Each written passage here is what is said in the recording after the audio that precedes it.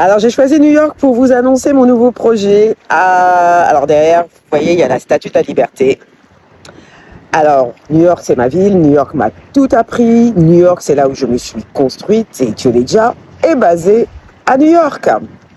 Alors, pour vous annoncer que Tioleja, cette semaine, nous avons fusionné Tioleja Film, Tioleja Édition en une seule entité. Tioleja, tout simplement. C'est un nouveau chapitre et il commence par ma voix. Ma première lettre est en ligne aujourd'hui, pas par la voix de Tioleja, mais la mienne. Son titre, Pourquoi je prends la plume.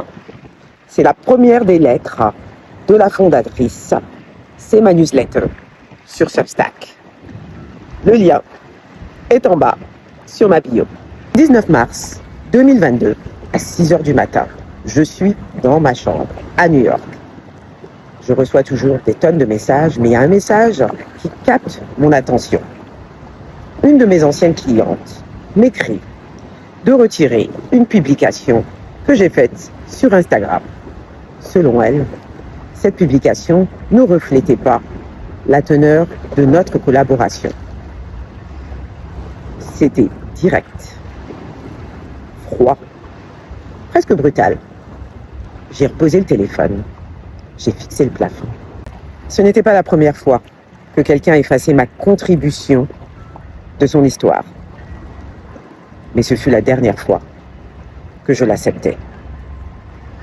Toutes ces années, j'avais travaillé dans l'ombre, convaincu que le travail parlerait pour moi.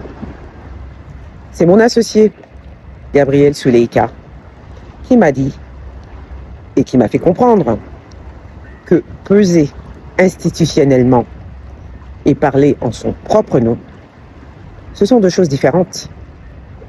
L'une est une reconnaissance, l'autre est un acte. J'avais la reconnaissance, il me restait juste à poser l'acte. Et pourtant, il y a toujours un algorithme, une institution, un récit dominant, prêt à raconter l'histoire de l'autre plutôt que la vôtre. Je l'ai vécu, je l'ai mesuré. Et j'ai pris trop longtemps à comprendre que le silence, ce n'est pas une vertu. C'est une concession faite à ceux qui préféraient au fond que vous disparaissiez de l'échiquier. Dans les 4 années qui ont suivi ce matin-là, nous avons cofondé Tioleja, publié 11 romans historiques, produit 3 films, construit une narrative africaine qui n'existait pas, de la page à l'écran, fondée à New York, ancrée sur 3 continents, pas par calcul, par le sang, par la mémoire. Ces lettres ne seront pas des communiqués. Ces lettres parleront de la mémoire africaine, de ce que ça coûte, le fait de produire des histoires que personne ne voulait raconter. J'écrirai sur ce que j'ai appris de vivre pendant 25 ans entre Paris, New York et le continent africain. J'écrirai sur une publication d'un livre que tous les éditeurs avaient refusé et que j'ai publié sans en changer une ligne. Et j'écrirai sur ce que l'on paie quand on construit quelque chose qui n'a pas encore de nom. Alors, si vous avez déjà laissé votre travail parler à votre place et regretté de ne pas avoir pris la parole, vous êtes au bon endroit.